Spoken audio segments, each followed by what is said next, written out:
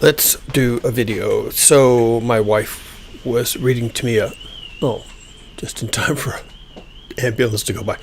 My wife was reading an article to me about what was happening in part of Africa, how they have been having, I guess it's now 5 years of drought in Kenya and that entire region, and it's causing, well, certainly a humanitarian crisis, and that's one type of thing. But there's also, writ large, we have to pay more attention to the conditions on the ground. So there's there's a crop failures, there's a failure of their livestock, which is real important to them, and they're not able to feed themselves, and they're not getting as much foreign aid as maybe they had in the past, and just we all understand what that's about. So it made me realize, oh yeah, we have big problems actually, because we've in general been having crazy weather here in the U.S. where I live in California. The weather actually hasn't been too bad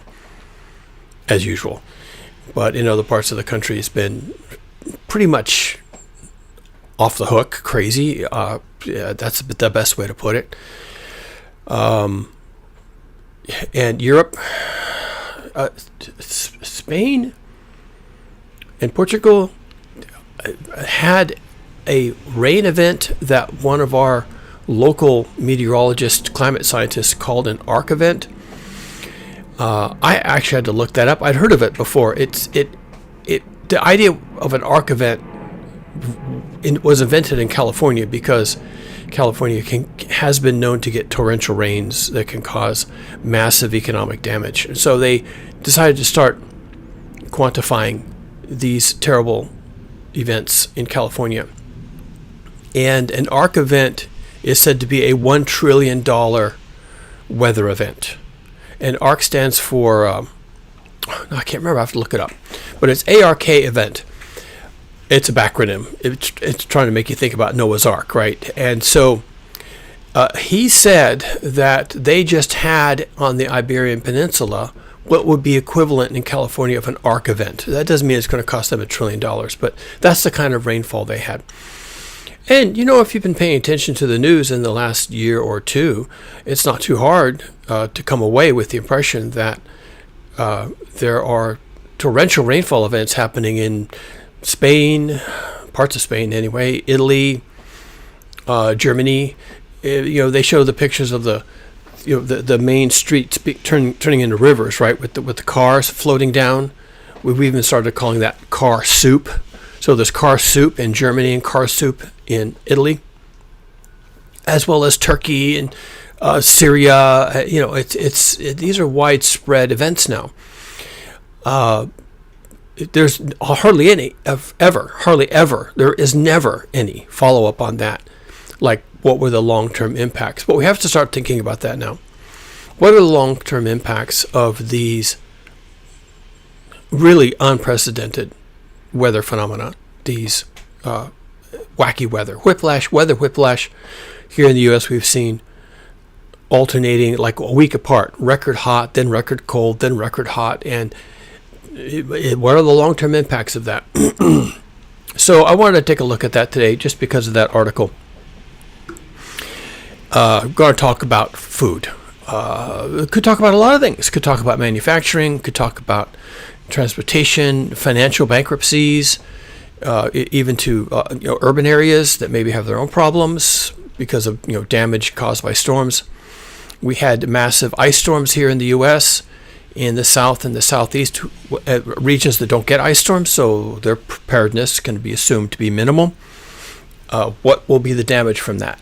How many billions of dollars will it take to repair those areas after this ice storm has gone? And they've had more than one, so I don't even think they've even started the work to repair what was damaged 3 weeks ago. So this has been really bad, and people like to think, well, it's just winter weather. It's not winter weather, all right. Let's not go with that, shall we? This is the onset of the onrushing calamity that is global heating. can get to that in a minute. I wanted to first promote my book. It was 100 Days, an End of Civilization novel, available on Amazon. The link to the paperback is in the description. It covers all these topics that I talk about on this channel and in these video series. I could probably update it now. I might even do that. May even come out with a second edition at some point. I'm actually working on a different novel now. It's consuming my time. So we'll see if I get back to this. Also, you can support me here on this channel by leaving a like on the video. And if you haven't subscribed, go ahead and subscribe. It doesn't cost you anything, and it gives me a boost in the algorithm, and I appreciate that. So let's take a look at what is really happening, folks. And this is what is really happening. This is the North Pole viewed from space. This is the North Polar Vortex, and this, folks, is a mess. I've covered this for a month now because this has been going on now for about 2 months. December, January, February, well over 2 months, almost 3. And this is driving our calamities in the weather behavior. Certainly in North America, but I know it's doing the same thing in Russia and Europe. So this is not improving. This is the picture. It's been the picture for, like I say, over 2 months now. This picture, this phenomenon drives what happens with the jet stream, and the jet stream is completely, basically destroyed. It's all but gone. I have very, very serious misgivings for where this leaves us come summer. This is all driven by global heating, and global heating is not going away, and global heating is getting worse all the time. There you go. When does this ever improve? When does global heating ever improve? Well, it doesn't. It can't. There's no back button on any of this.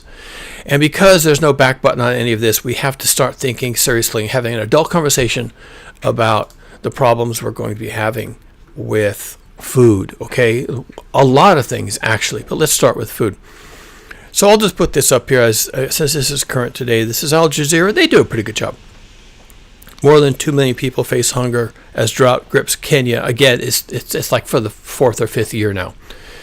Drought-hit countries face alarming, countries, plural, face alarming malnutrition and water shortages as livestock perish and hunger intensifies. And their livestock are very important to them. A lot of these are subsistence farmers, and their livestock is a critical element of how they survive.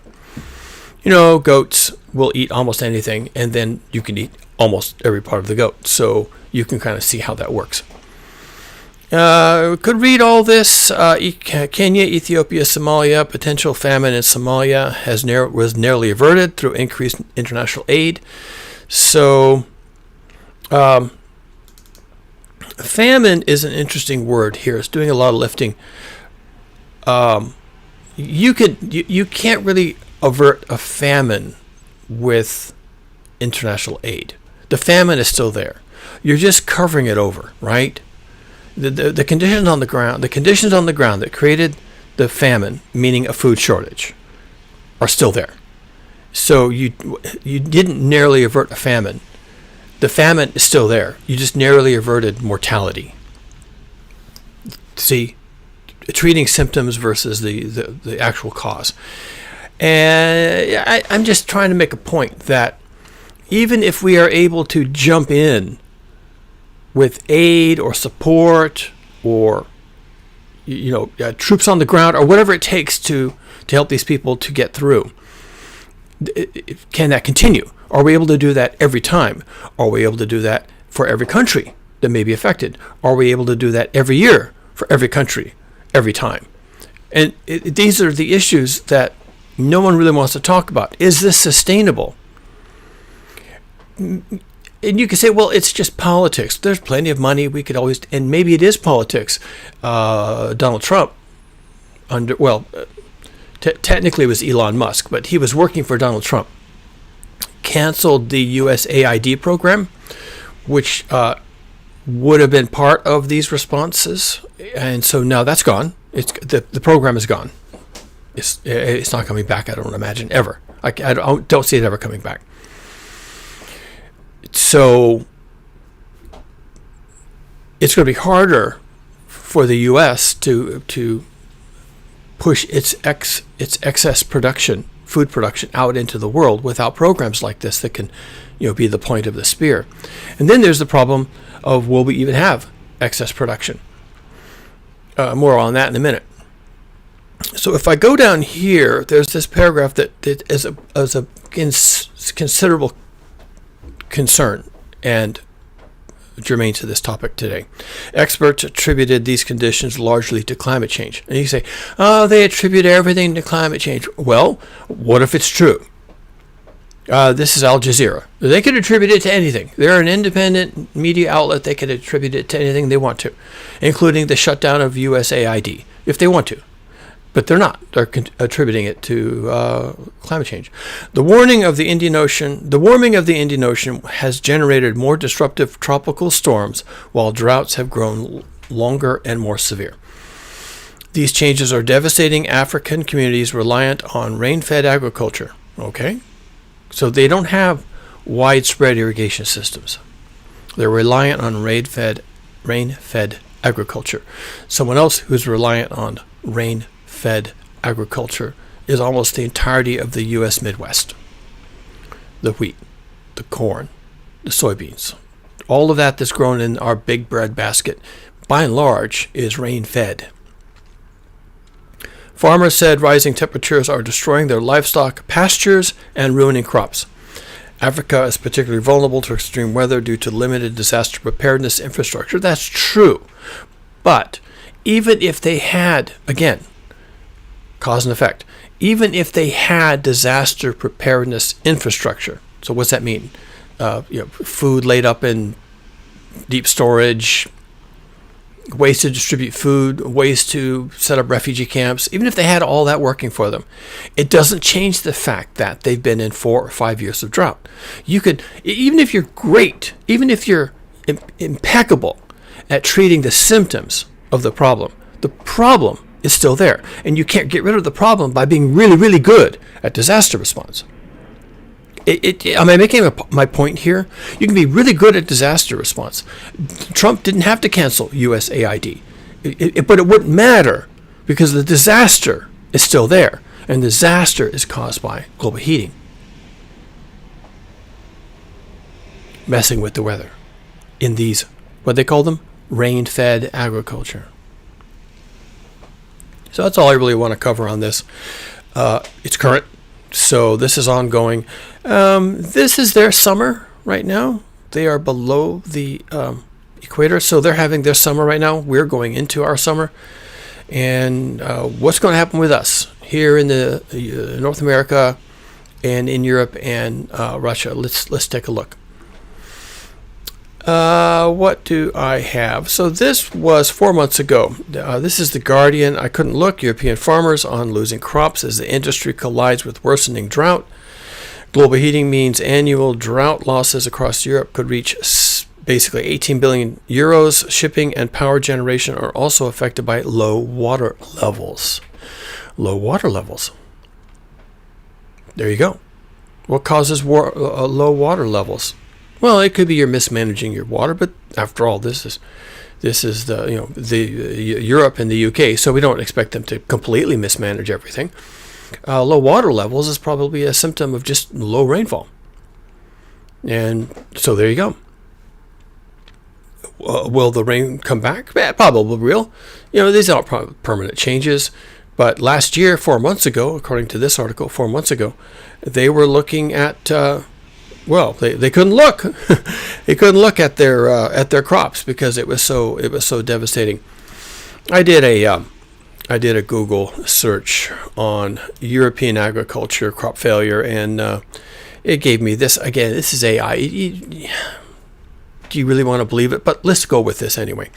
European agriculture is currently facing significant threats from climate-driven events, with 2025 experiencing severe localized crop failures due to intense droughts and unseasonable freezes, particularly affecting cherries and other produce.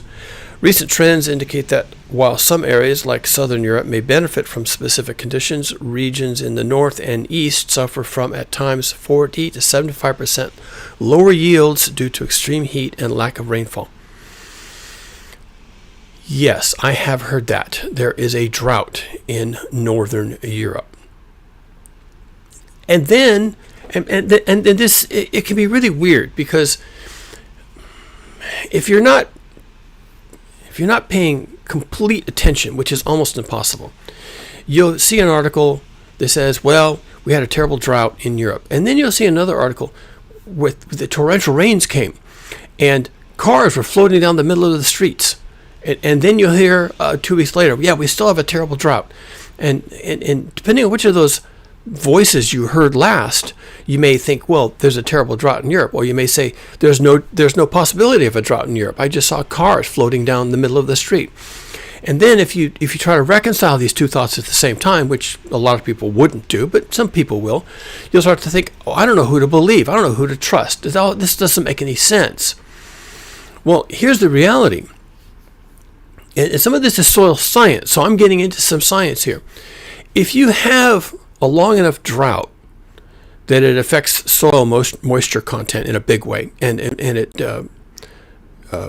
destroys the soil, then when the rain actually comes, yes, some of the soil will collect the water, but the soil has been destroyed, and its ability to absorb water has been destroyed by the fact that it has been dry for so long. Now that sounds weird. You'd think it would just absorb water like a sponge, but it can't because it's gotten too dry, too compact. Soil needs to have moisture in it to absorb moisture. I know that doesn't make any sense. If you're a farmer, that's of course that's exactly the way it works. You understand explicitly that's how it works. You can't ever let your soil dry out completely. Or you have to bring it all back to life again so that it can even accept water. So if you've had a long drought in an area, even just one long, hard, hot summer that's baked the soil and compacted the soil, and think of it as just like concrete, okay? Because that's what it becomes. Then when the rain comes, the rain just runs off.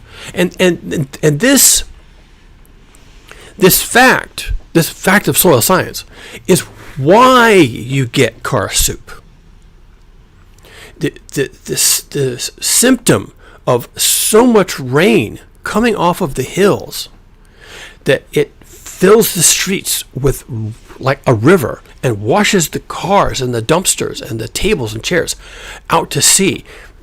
That event, that car soup, that torrential not even the downpour, just the torrential behavior of the running water is caused by the drought. That's soil science. Drought can also give you enormous erosion. So when the torrential rains come and they hit the ground and there's no vegetation left, it's all dead, and there's no active roots, and there's no living thing, anything. The soil is just dead. It's just dirt. It's not even soil anymore. It's dirt. Okay, which is not the same thing. Then it catches the dirt and just washes it away. And when you go back to those fields, the top layer of what used to be soil has been removed. There's a mud layer. The dirt has gone into the drainage canals. It's gone over the roads. It's gone into the rivers, and it's gone out to sea. And this is what happens when you have a combination of long periods of either drought or just hot weather, which generally one brings the other, followed by rain. And if it's gentle rain, it can be okay. But if it's torrential rain, then it's not okay at all. It's the worst possible thing you could have after a drought. And people don't get this. So when you hear, well, last month they were complaining about drought, and the month after that, they were complaining about water in the streets washing the cars away. And now, after all that rain, they're still complaining about drought. And if you can't connect those dots, then you can't connect the dots. And that's why I'm here. The drought leads to the flooding in the streets, and then they're still talking about drought because the water never soaked in. Think.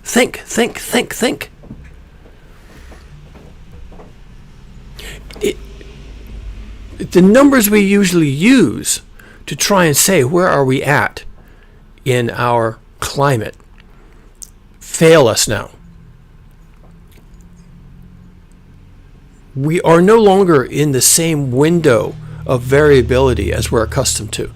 We now have mad swings from way over here to way over there and then way back. And the systems can't cope.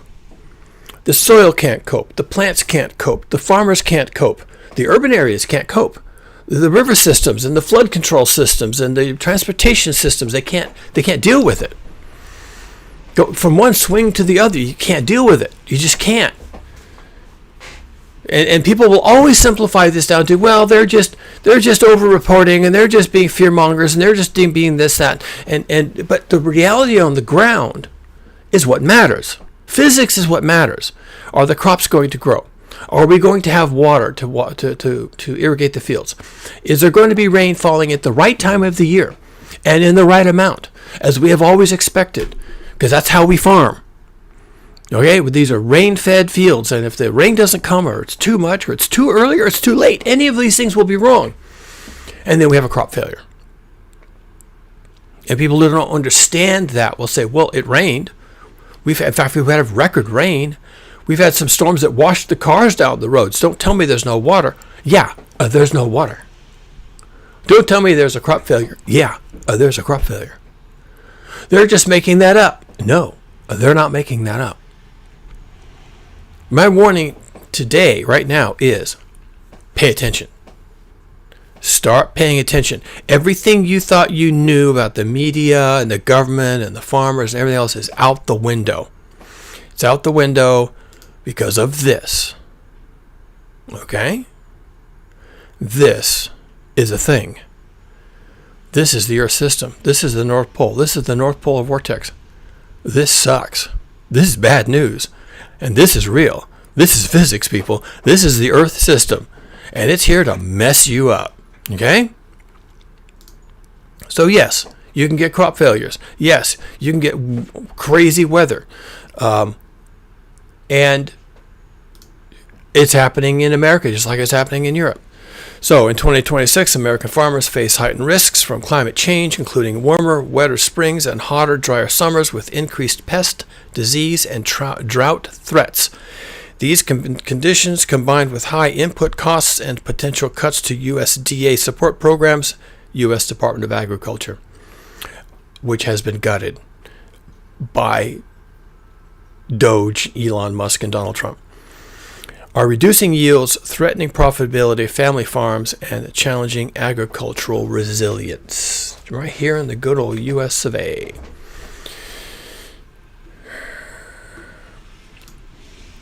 And we have an El Niño coming. El Niño is the hot phase of the ENSO, the El Niño Southern Oscillation. It's a phenomenon in the South Pacific that affects actually global weather.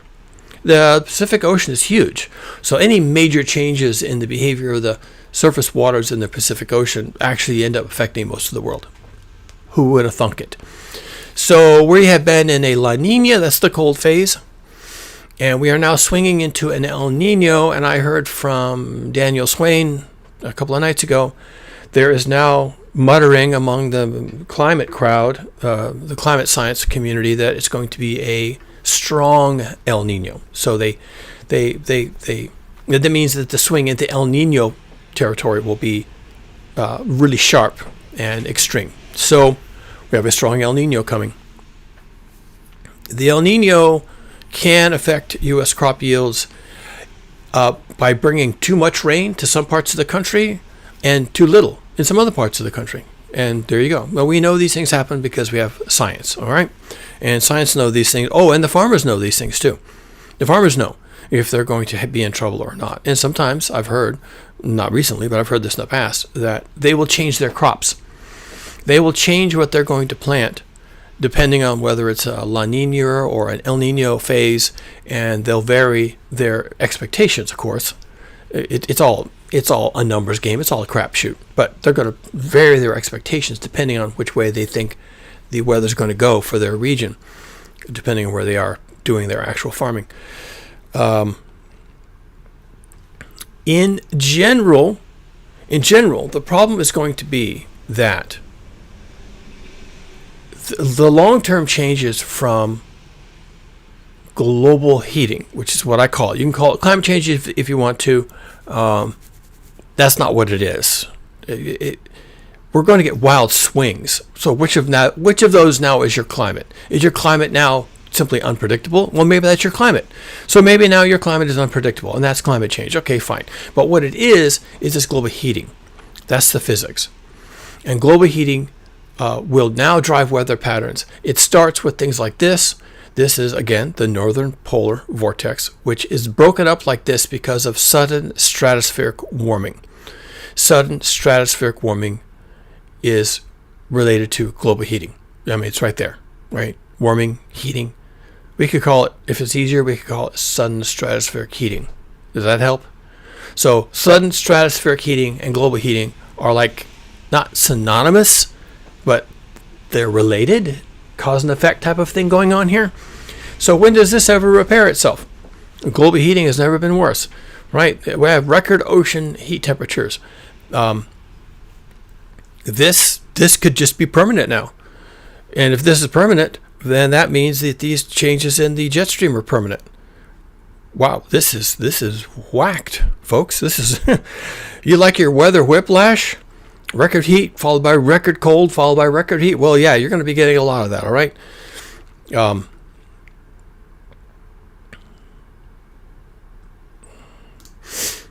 So where does all this take us? What I'm talking about today is there a looming food crisis? And I'm asking the question because I don't know the answer.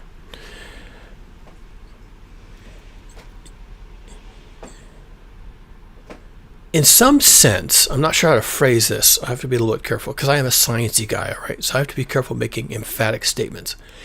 To some degree, because of the situation with what we've done to the Earth system, global heating, because that is real, and because that is irreversible, and because that only gets worse. Those are all scientific statements.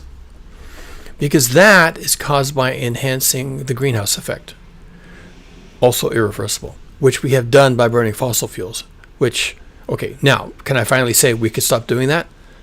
But we can't, right?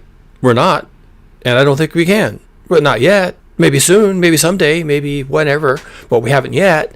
So let's just assume we keep burning fossil fuels, and therefore we keep making the situation worse. Then given all that sciencey statements, that it is the way it is, it can't get any better. It can definitely get worse. It almost certainly will get worse because we're not changing anything we're doing. And what we are doing, emitting carbon dioxide into the atmosphere by burning fossil fuels, what we are doing, we're not stopping doing. So where does all that lead us? A warmer planet. We are definitely, without question, heading into hothouse Earth. James Hansen, the leading climate scientist, he did some work recently. He's in retirement now, but he still heads up a working team of his own. So and people he collaborates with. So they came out with an estimate that, how did he put it? Basically, we are now on a glide path to 4.7 degrees C increase in global average temperature above a pre-industrial baseline, 4.7. The Paris Climate Accord had an aspirational idea to not get above 1.5 degrees C above a pre-industrial baseline average temperature. And a drop-dead number do not, under any circumstance, exceed 2.0 degrees C above a pre-industrial baseline. James Hansen has come out and said, look, given what we've done and given what we've seen in the past paleoclimate data and some other research that they've been able to do. And paleoclimate data is not simulations. This is not model work. They do model work too, but they use paleo data, ancient data from past climates. Okay, they use the past known behavior of the Earth system to then predict the future behavior of the Earth system. This is perfectly valid to do. It doesn't mean it's going to be correct, but it's a perfectly valid thing to do. And that's how we do weather forecasting. So to do climate forecasting on the same basis, let's look at what the current conditions are, look in the past and say, well, what were conditions like? What happened when the conditions were like this in the past? And then you take the current and you project it to the near future. Say, okay, that's what's going to happen in the future. That's perfectly legitimate. Humans do that kind of things in their private lives all the time. You just look at current conditions and just from what you know, you project a little ways into the future. And using paleoclimate data, he projected into the future we'd be closer to 5 degrees C above a pre-industrial baseline. Most people will tell you that 3 degrees C increase above pre-industrial conditions is basically the end of civilization. That's it. We're done. Everything we're doing, all the Kenyas and all the Midwests and all the Russias and all the Europes and everything else is basically done at 3. And the Paris Climate Accords was trying to keep us below 2, and we'll probably exceed 2 this summer. Now, it will be temporary, quote unquote, because probably the biggest contributing factor will be the coming El Niño, which they are projecting will be a strong El Niño. So there you go. We'll probably have some record heat as a consequence, and maybe we'll cross 2.0 or get really close to it, close enough to call it good enough. And so we will have exceeded the Paris Climate Accords 10 years ago, their goal of not exceeding 2.0 under any circumstance. Whatever you do, you're an idiot if you do. And so I guess we've done it. Probably this summer we'll do it. Other experts say 3.0 is the end of civilization. And I absolutely believe that. And James Hansen says, oh, yeah, well, apart from all that, and that's all really interesting thoughts you have there, I got some news for you. According to our projections, you're going to go closer to 5. So while I can't say exactly what the food supply is going to be this summer or this spring or next fall, I can tell you this much with a high degree of certainty, okay? This is what this community that I'm basically a part of, this is what this community is talking about. It's not in your mainstream media. Your politicians don't want to talk about it. It's all a hoax. It's all fear-mongering. It's all a conspiracy. All the same, just so you know, the people I run with are saying, oh, yeah, you're kind of screwed. You're kind of in big trouble. And what has been happening in America right now, the last couple of months, and we haven't even started spring yet. Let's see what happens in the spring. Will they even be able to plant? Will they even get their crops in the ground if this continues? If we keep going from one swing to the other, from freezing to hot to freezing, and torrential rains, and then it's baking, and then there's snow, and then the snow melts, and then the fields are mud, and the roads are mud. If that continues into the spring, are they going to be able to get their seeds in the ground? I don't know.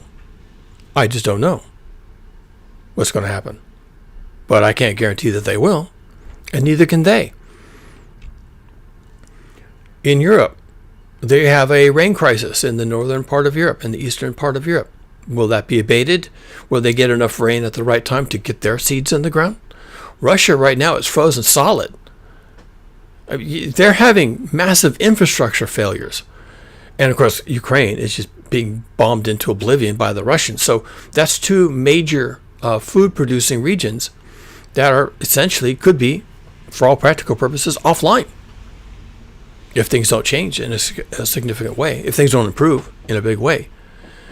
China has been freezing solid. They also have torrential rains. Last year, I don't even know how many torrential rains they had. They generally tend to be rainier and wetter in the south of the country and then drier in the north. Not necessarily hotter, just drier because it's far north. So it's a lot more, it's colder up there. They've had so much rain in the south of China that they had crop failures. They've had so much drought in the north of China and the western part. The western part of China, it's drier, but they do have agriculture out there. That they had crop failures. So are they going to be able to get it together this year?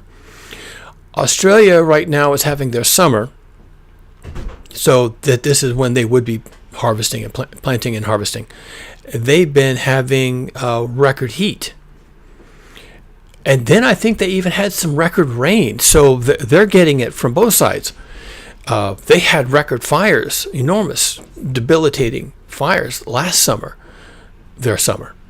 So I don't know what their situation is. They are generally pretty good for exporting wheat. They have a lot of arable land and they don't have a huge population. So they tend to export a lot of food. Are they going to be doing that this year? I don't know. We're going into a rough patch here, folks. What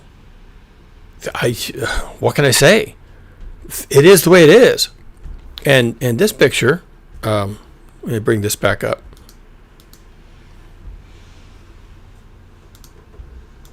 This picture hasn't changed in 2 months. 2 months. And this is caused by global heating. All right? 2 months we've had to put up with this. What if this doesn't go away? What if this never goes away? Oh, you can't say things like that. No, but I can ask the question, because this has been going on for 2 months now. This is supposed to be a rare event. This kind of thing happening in the polar vortex is supposed to be a rare event. Oh, and temporary. A few days a week, all right? And then you get some wonky weather. You get some cold air blasts from the Arctic, and then it repairs itself. This is supposed to be a temporary thing, a rare thing and a temporary thing. 2 months. This started back in November. It's been more than 2 months. No signs of fixing itself. No sign of going away. And why would it ever go away? Why would this ever stop? The planet's getting hotter every single day. You may not notice it on a day-to-day basis. You may not even notice on an annual basis. But nevertheless, the data, and we're talking data here on this channel, okay? The data says it's getting hotter all the time. And then this comes along in the dead of winter, when you would think that global heating is the last thing on anybody's mind. This is caused by global heating. That's what causes this. And it's 2 months, not going away. Froze Russia solid, froze Northern Europe. It just basically destroyed the American weather patterns. No one knows which way to jump. Record hot Christmas. Give me a break. Record hot Christmas in 2025. This is the real story, folks. And that's why when I hear that they're having trouble in Africa, they're having trouble in Europe, they're having trouble in the Midwest, they're having trouble in Russia, when I hear that they're having trouble, I come back and I look at this. I say, well, this hasn't changed in 3 months. This still looks like an ongoing disaster after 3 months. And if you thought the last 3 months was a mess, this is still here, people. And here in the Northern Hemisphere, we're about to go into spring planting. And this is still here. Oh, and we have an El Nino coming. It's supposed to be a strong El Nino later in the summer. This will be going on even then. It's not stopping. It's not changing. It's not going away. It's getting worse. So, do we have a looming food crisis? I don't see any way, shape, or form that we can avoid it. I don't know where it's going to start first. I don't know how it's going to manifest. I don't even have to know. You don't have to know. What are you supposed to do, knowing that these are the things that are happening in the Earth system, and that crops are failing, and people can't get them in the ground, and there are persistent droughts, and then there's persistent floods, and then the floods are followed by heat, and the heat is followed by drought.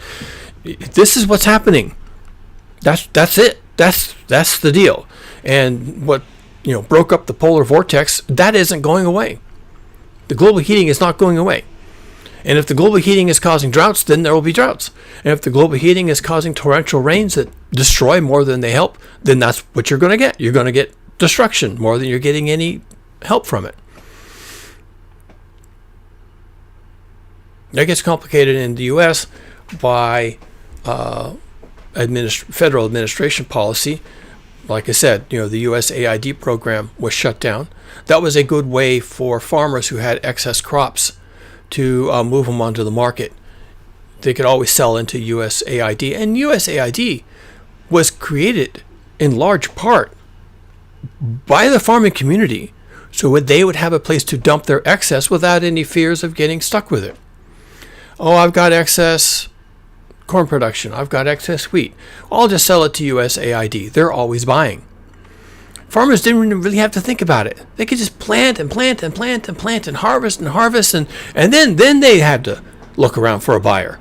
And if the Chinese weren't buying, or the Europeans weren't buying, or the Brazilians weren't buying, then they could just sell it to USAID. Well, they're gone. They're gone. USDA, Department of Agriculture, is also impoverished. And all of the U.S. government departments, they've actually been shut down recently for, 40 days? The government shut down. They don't get any work done.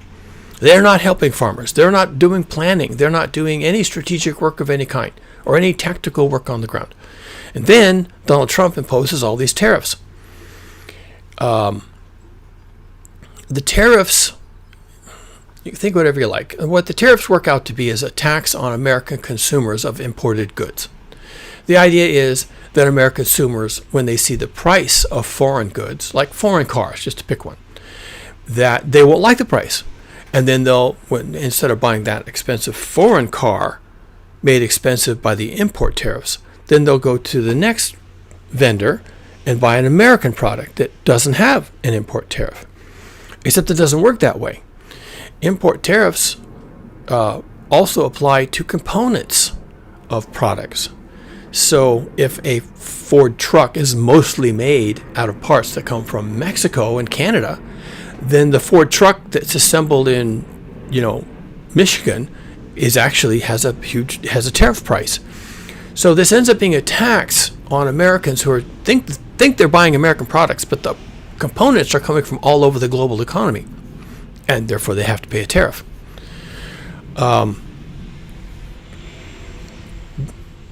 The impact on farmers has been that farmers in America are paying extra prices now for the input products that go into their fields. So fertilizers, components for equipment, buying equipment, and a lot of the other stuff that they need to do their work. Also, the Chinese, who are big buyers of American excess production in the farming, and that includes meat and pork and chicken and everything else. The Chinese stopped buying American products in retaliation. For example, soybean farmers, Americans don't eat much soybean. It is an input into certain processed foods, and as feed. Soybean is used to feed cattle. But Americans don't buy much soybean. Most of the soybean crop was either used internally to make, like I said, beef, chicken, or it was exported to China. But China, in retaliation for high U.S. tariffs, started buying their soybeans from Brazil. And it was just retaliation. The Chinese don't pay extra. There's no tariff on the Chinese buying U.S. soybeans. There's only tariffs on the U.S. importing Chinese products. But the Chinese didn't like that we put tariffs on their imports. So they basically stopped buying our exports. It's retaliation. It's all politics. It doesn't have to be that way, but it is that way. And so now the American soybean farmers are basically going bankrupt. Now, they could plant something else, but the way that agribusiness works, they may not have money to do that. And if the USDA is being shut down, if the USAID no longer exists, then they have fewer backstops against them having massive economic failure. So there is some concern that American family farms, so these are small-time farmers who don't have a lot of resilience necessarily. They make good money. And a lot of them are really rich, but that doesn't necessarily carry over every year, right? If they can't have a good harvest, like they have poor harvest or at least poor results, meaning not a lot of money. If they don't have good income for 2 years, they may not have any buffer at all. So there's some fear that small-time farmers in America are going to have to leave the market. Now, what happens to their fields when they leave the market? Well, they may sell their fields. They may sell their fields to big agricultural conglomerates like ConAgra and some of the others. And not my field of work. I know some of these players, but not all of them. They could sell their fields. They could, but they may also just, in the meantime, until they decide to sell or they decide to, they may just go fallow. So there may be an unintentional collapse of a certain part of the U.S. food supply simply because the farmers didn't know which way to jump. The weather interfered with them. They lost their shirt on soybeans when the Chinese decided not to buy. And so there's going to be a period of trying to figure things out here in the U.S. agricultural sector.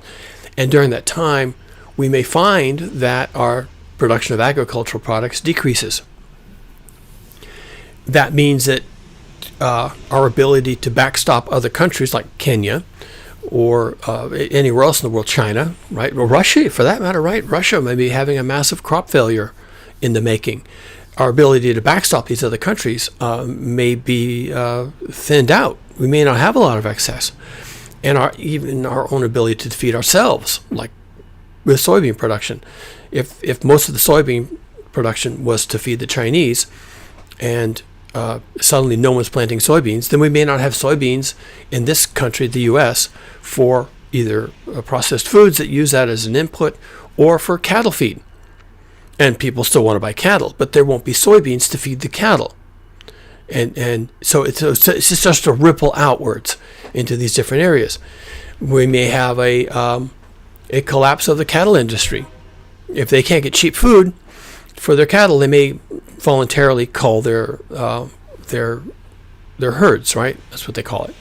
And then there may be a smaller herd, and there may be less beef going into production and less meat on the shelves, and therefore a higher price.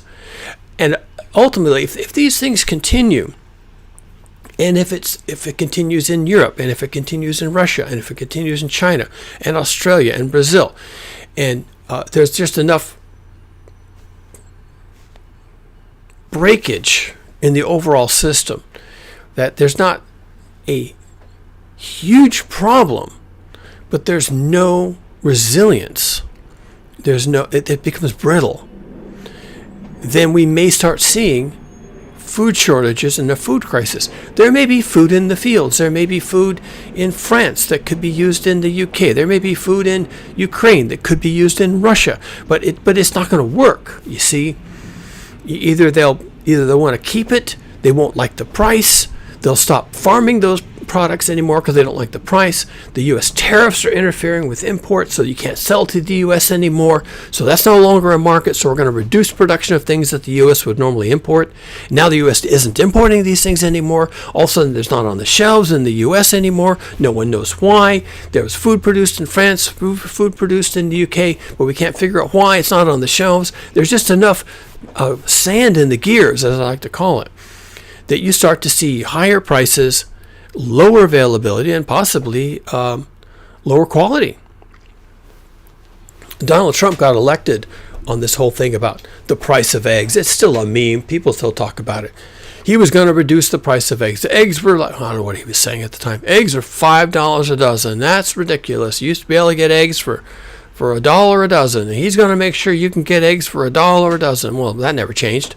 But that was what he got elected on. And Americans were enough upset about the price of eggs. And again, it's just a meme. It's just an indicator. It's a stand-in for all the other problems that people were noticing. He got elected on the price of eggs. And now it's a joke. It's like, we elected this doofus based on the price of eggs? Did you really sold out America because of the price of eggs? Yeah, pretty much. Because people care about food. They know that if it's not affordable, then they can't eat. If they can't eat, then they got a big problem. So if someone like a populist comes along and says, your food is sacred, blood and soil, we're going to make sure you can afford the food is going to be on the shelves, I guarantee it personally, elect me, get me in office, give me all the power, give me all the ICE agents, and give me everything, and I'll make sure you have eggs for $1 a dozen. Well, then once he's in, of course, he doesn't have to worry about the $1 a dozen because he's in. But you get in by talking about the $1 a dozen because it's a problem. If it wasn't a problem, it wouldn't work. And that's where you get populism. That's where you get demagogues. Is they grab onto something that is a real problem. And they work it until they get what they want. Do they then fix it? No. Why would they fix the problem? The problem got them in office. The problem got them the popularity and all the notoriety and all the attention. Why would they fix the problem? They're going to need that problem next year too, to work it. They're not going to get rid of that problem. There's nothing in it for them to get rid of that problem. So they're not going to do that. But there's a problem. There's a problem. There's a real problem here. And a big part of the problem that's ongoing is going to be global heating because of this. And the way that affects the weather. This. And this isn't going away. The problem, the $5 dozen eggs, isn't going away. We're stuck with this. We're stuck with it. That's how it's going to be. And when do the food crises actually hit? I don't know. I don't have to know. Eventually, I guess. This summer, maybe next fall, sometime during the winter. All of this brittleness and all of this fragility that people can use to get elected if they want to. They don't have to fix it. Why would they fix it? It was useful the last time. It'll be useful the next time. But these are real problems. I'm not saying the problems aren't real. I'm in fact saying the problems are real. And global heating is going to make the problems worse. Never better. Never better. It cannot get better. It can only ever get worse. Because we haven't changed the things we're doing. We haven't changed our consumption of fossil fuels. We haven't changed how we use fossil fuels. We haven't changed our lifestyles. We haven't changed how we do agriculture. We haven't changed where we do agriculture. We haven't changed what we grow, when we grow it, where we grow it, what we do with it. We haven't changed our diets. We haven't changed our behaviors. And critically, we haven't changed our expectations. I don't know why eggs were $5 a dozen. Well, I do know why. There was a virus. There was a virus that went through the chicken farms, killed the hens, and it always takes them a while to build up their herd of chickens. Is it a herd of chickens? Flocks of chickens. So egg production plummeted because of the virus, and it takes a while to come back because these are animals, right? It's not like producing electricity. Just fire up another coal-fired power plant, and all of a sudden you have all the electricity you want. These are animals. They have to be, they have to be gestated, laid. The eggs have to hatch. The chicks have to grow up. There can't be anything bad happen in the meantime to the chicks, right? There has to be food for the chicks, food for the chickens, and then you can start producing more eggs again once you've built your flock back up or your herd or whatever they're called. Same with beef. If we have a big collapse of beef production this year because of some other collapse of some other part of agriculture, or because the Chinese quit buying beef or whatever, and so the beef farmers panic and they cull the herds and throw all this beef on the market. All of a sudden beef is really cheap because they're culling the herds in anticipation of a disaster, and then the disaster hits and all of a sudden there's no beef. Where'd the beef go? A month ago the shelves were full of cheap on sale special this week beef, and now the shelves are empty. What is wrong with this situation?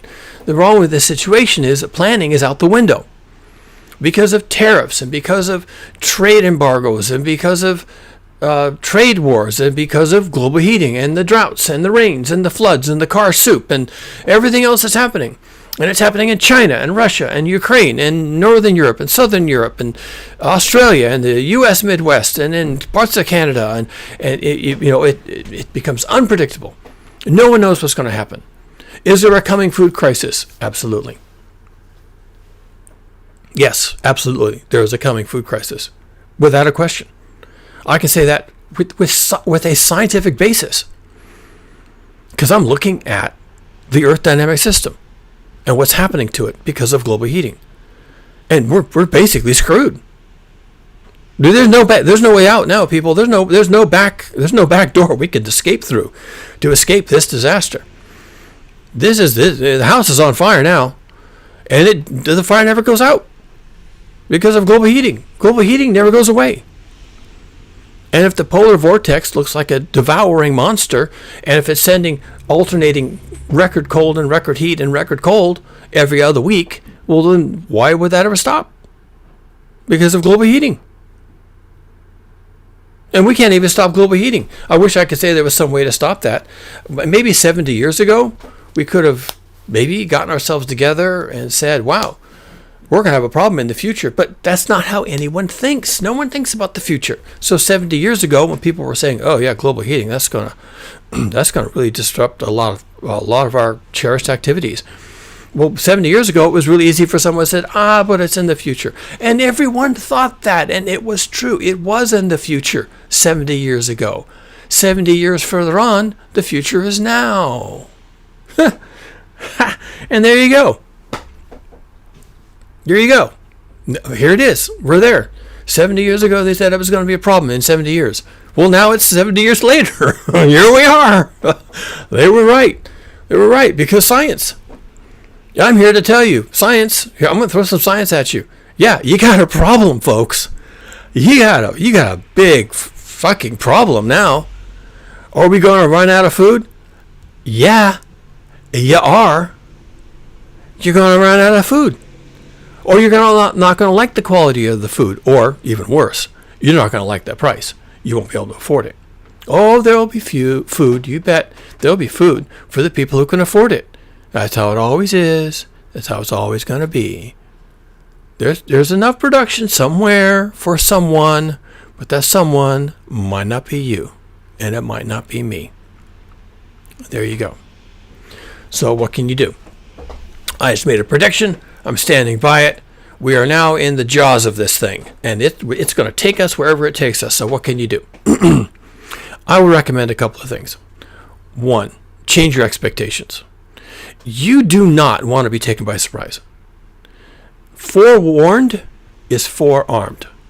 You need to understand that this is what's happening. That this cannot be avoided. That this is physics. There may be a political angle to this. The tariffs aren't helping. But even without the tariffs and without the trade wars, without the politics anywhere near in the neighborhood, this is still happening. Russia is still frozen solid right now. Will they thaw out in time to plant for their harvests? I don't know. Neither do you, and neither do the Russians, okay? And two, in addition to changing your expectations and being aware that this is not politics, two, you need to start thinking about how you're going to survive as the types of calories you've accustomed to eating become diminished. And so I can say something about lifestyle choice. Yeah, you could start eating less meat, which is going to become prohibitively expensive if it's available at all. You can start the process of eating less meat, or of changing your expectations away from that and adopting behaviors of more fruits and vegetables. You don't have to be vegetarian, although that probably is a decent target to have, just as a mindset, just like, okay, I'm going to veer towards that. You certainly don't have to be vegan. Vegan is like no meat, no dairy, no eggs, no anything else. Although, you might not have a choice. If you go to the egg shelf and there's one type of egg on the shelves and it's $10 a dozen, you just became vegan. You didn't set out to become vegan. You didn't want to become vegan, but you're vegan. And if you go to the milk and it's $10 a gallon, you're vegan now. And if you're going to buy some cheese instead and it's $10 a pound for the cheese, or it's $30 a pound for the cheese, you're vegan now. And if you go to get some chicken and there's a whole roasting chicken there and it's $25 for the roasting chicken, you're vegan now. You didn't want to be vegan. You didn't plan on being vegan. Being vegan is stupid. Yeah, vegans look weird. They act weird. They're woke. They're whatever. They're communists. So I'm not going to be vegan. Nevertheless, reality has hit. And because of a food crisis of some kind, maybe not an actual crisis, meaning there's no food, like right now is happening in parts of Russia, but a type of food crisis where only some people can afford the food. That's a different kind of crisis. The food is on the shelves. You see it. I thought Donald Trump said the price of eggs was going to go down. Why is the price of a dozen eggs $8 a dozen now? Okay? So that's what you're going to run up against. You can't stop this. You could prepare yourself for this. All right? You could either start eating differently or thinking differently, or at least be prepared to do differently. Because food is survival. Food is survival. Food is not, it can be politics, and it can be culture. And you can have culture wars about food. But in the end, you sit back and you're looking, what am I going to eat for breakfast? What am I going to eat for dinner? What am I going to feed my kids? Okay? And at some point, you're going to be saying, we need food. And maybe you can't afford the eggs, you can't afford the dairy, you can't afford the meat. And why is that? Is that politics? Is that wokeism? Is that the Trump administration? Is it the Biden administration? Is it the Starmer administration? Is it politics at all? Or is it just we're failing? We can't get our shit together. We can't grow food. And there is a scientific basis for that. You can't grow food. You can't grow the food you want to grow where you used to grow it because of global heating. You can't grow food in an affordable way the way you used to because of global heating. You can't get the food you used to get from that other country because they have changed what they're growing or how they're growing it or how they're selling it because of global heating. The global food market, the whole chain of all these interconnected pieces, right? You know, the fertilizer companies and the tractor companies and the hormone companies for the cattle and the seed companies and then all the brokers that broker the food and sell the food and process the food and move the food around, ship the food and put the food on the shelves. That whole chain of all this brittle stuff that we've invented for the last 20, 30 years that has worked really well for 20, 30 years. If that all breaks down or starts to break down because of all the sand in the gears, then you may find yourself looking at empty shelves. And it's a simplistic thing to say, oh, that's because of the politics. That's because of immigrants. That's because of this other thing. But it's not. If you want a simplistic reason for all of this, it's global heating. It is this. This is physics, people. This is the northern polar vortex. This is destroying your weather, and the weather is destroying your crops. Or it will, or it has, or it shall continue to, and it'll get worse. This isn't going away. I've been looking at this for 3 months. This isn't going away. This isn't going away. And where would it go? Global heating is permanent. Global heating is never going away. It only gets worse. And everything you think is going on right now that, oh, this is just temporary, it's not. I mean, some of it might be, and some of it isn't. And we won't know what parts of it are permanent until it's obviously permanent. And that's further down the road still, isn't it? Further down the road.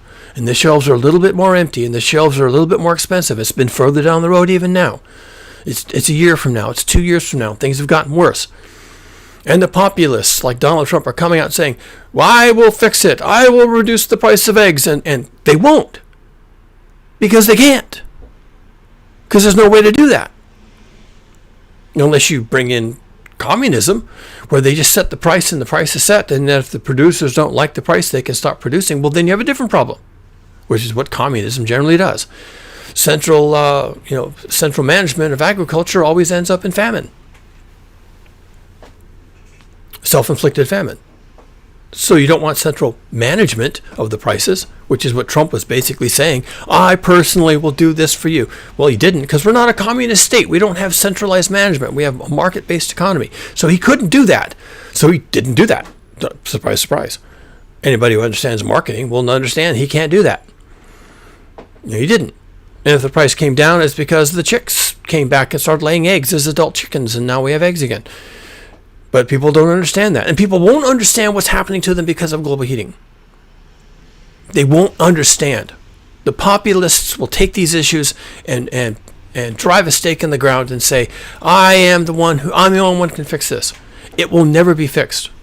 The coming food crisis is going to be an absolute grinding nightmare.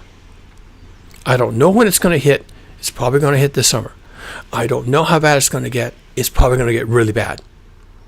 I don't know exactly what foods are going to be rare. Probably everything is going to be rare.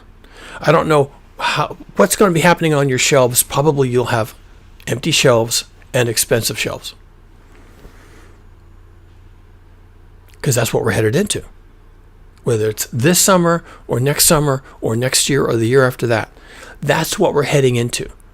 And you have an individual responsibility. All of us do. All of us have an individual responsibility to start looking at what we're doing, how we're doing this. Now I've got, in my basement, I've got, they're called millennial buckets, but that's a marketing term. They're great big white food grade pails, like 5-gallon pails, or even, about that, even 7-gallon. And they have threads. So rather than a lid that just pushes on and snaps on, they have threads, and they have a threaded lid and a rubber gasket. So they seal really well. And they're called millennium buckets. And I've got, what have we got? We've got 20 of those things in the basement. They're not all full. I could definitely fill them up, but we have like 20 of these things in the basement. We keep them stocked because we like to have bulk materials. So we have pinto beans, black beans, red beans, garbanzo beans, also called chickpeas, split peas. We're making split pea soup, my favorite. Several kinds of rice, usually a brown rice, a jasmine rice, maybe a basmati rice. We buy the rice and the beans in big bags, like 40-pound bags, 50-pound bags, and we pour them into these buckets. And then we seal the buckets. So it's really easy. If I want rice, I just go. But it's also there. There's another reason to have the food laying around in millennium buckets, because it keeps the bugs out and the rodents out. It keeps it fresh. There's another reason for having it, just besides, of course, I have a lot of it, and I don't have to go to the store every time I want a cup of beans. It's a little bit of insurance against the future. So if there is a short-term collapse of food availability, I can kind of tell myself a story. I've got a little bit of a story that I can sort of wade through this if I'm careful. I can get through this and hope that things will get better. And probably things will. You know how it's going to be. If there is a food crisis, we're going to go into a food crisis blind. Everyone will say this. They'll all say the same thing. Oh, no one saw this coming. Oh, wow. What's this about? I thought we had plenty of food. I didn't know there was a crop failure. I didn't know the Chinese weren't selling us pork anymore. I didn't know things had gone bad with the trade wars. Wow. What is this about? And there'll be a big, I don't know, I don't understand, and there'll be a big panic. And people will demand food, and they'll demand action, and they'll demand changes in the shelves and the price and all the other things. Okay, so something will happen. And then you'll have food again. And so at that point, you should stock up, because this is going to happen again. Because unless you know, as with the price of eggs was due to a virus in the chicken herd, right? Flock. Unless you know that's what's going on with the chickens and the price of eggs, then you don't know what's going on. Where'd this come from? I don't know. Do you know? I have no idea. Well, then this could happen again. And if there's any chance at all that any of these ongoing or current or coming food crises are due to global heating, meaning crop failures, harvest failures, other things, then you need to understand that. You need to accept that. You cannot be in denial about that. You have to understand that the wacky weather in the Midwest did interfere with crops. You have to understand that when Russia was frozen solid for 2 months, that did interfere with crops. You have to understand that when there was an ongoing 3-year drought in Northern and Eastern Europe, that did interfere with food production. And when enough people are without food, then the people who provide the food start scrambling around the world looking for the food, and all of a sudden they vacuum up all the food. Now there's no food left. It's all going to the people who can, what is it? Afford it. People who can afford it. So sure, you'll have beef on the shelves, and it'll be 3 times what it used to cost. Sure, you'll have vegetables on the shelves, but they'll be from some country 3,000 miles away because they didn't have a crop failure. And the vegetables will cost 3 times more than they usually do. So for some people, that's a problem. For some people, it's not. If it's just money, then if you have money, it's really not a problem. I don't see a problem with the food. If you don't have the money, then you're panicking. That's how it's going to be. Should you lay up food for a hard time ahead? I think everybody should have at least 90 days worth of food. And you need to vary your diet a little bit. So 90 days, some combination of 90 days of rice, beans, split peas for soups, nuts, dried fruits. Good prospects for dried fruits are like dried apple, cranberries, things like that you can use to jazz up your meals. And then you should have your own garden. You should have at least some kind of a kitchen garden. Certainly for herbs, if you're making your own rice and beans, then you'll want peppers to put in there, jalapenos or bell peppers or something else you can put in there. Herbs and spices for making your own food. Wouldn't be a bad idea to have a supply of wheat berries. That's the raw wheat that gets harvested.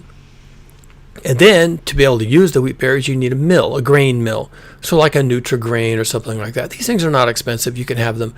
And if you have your own wheat berries, you can make your own flour, whole wheat flour. And if you have your own flour and you have a supply of yeast, and you don't even need yeast because you can do sourdough bread, right? Then you can have bread. So those are basic ingredients. These are the basic ingredients humans have been dealing with for thousands of years, right? Wheat, you grind it, you make bread with some kind of yeast, and then you have bread. So if you have that capability, then you can continue to have bread, which for a lot of people is just kind of makes you feel like things are maybe normal-ish. Because you can do bread, you can use bread for a lot of things. You can make a focaccia, you can make pizza dough, you can make loaves of bread and toast. If you have field corn, not popcorn, if you have field corn, my Nutri-Grain will grind field corn into cornmeal. And you have all the things that come with cornmeal. So you have some variety. The field corn is dry and it stores in my millennial bucket. I have wheat berries in my millennial bucket. Reminder to self, I need to buy new wheat berries. I mentioned popcorn. You can buy popcorn. Buy the 20-pound bag. And then just for fun, you can have popcorn once in a while. Again, it's just a type of food that you can store. It stores easily. And if you have a popcorn maker, you can have popcorn and you can feel normal once in a while. You can have bread. You can have a pizza. And you can get the material you can get your parts for your pizza from your garden. Do you have tomatoes? You can make your own tomato sauce. You may want to practice that ahead of time because you're going to have herbs and stuff. Oh, you can grow your own oregano. You can grow your own herbs. You can make your own pizza sauce. It's actually fun to do. So you can make a decent pizza sauce. You make your own bread dough in your, you grind your own flour and make your own bread dough in your bread machine. I have a Zoji bread machine that's top notch. I use machines for everything. So you make your own flour, you make your own bread dough in your Zoji bread maker, and then you make your own pizza from your own ingredients from your own garden. And you'll feel great about that. And maybe the only thing you don't have for your pizza, for your own home and pizza, is maybe some mushrooms or some nice big fat bell pepper pieces or olives maybe. Maybe you don't have olives at home. So you have to go buy some olives, but you have to go to the market to buy a few things. And maybe you don't mind going to the market to buy a few things because they probably do have those things. And if they're expensive, you don't mind because you're doing something special for yourself. You're making a pizza. And meanwhile, all around you, the shelves are empty. The food is expensive. People are complaining about the price of food and the price of eggs. And Donald Trump is pounding the desk saying he's going to fix all the problems with the food. And you just made yourself a nice pizza with stuff you had around the house that you made for yourself. Starting with the wheat berries and then going into the making the dough and having most of the parts for the pizza in your backyard, and you made your own sauce and you topped it with whatever you had laying around, maybe some extra things you bought, and you had a pizza at home and it didn't cost you much and you had all the materials and you had your own pizza. And no one else can afford a pizza because pizzas are $40 a piece at the pizzeria because of materials. You can do this. And it's kind of fun when you actually get into it.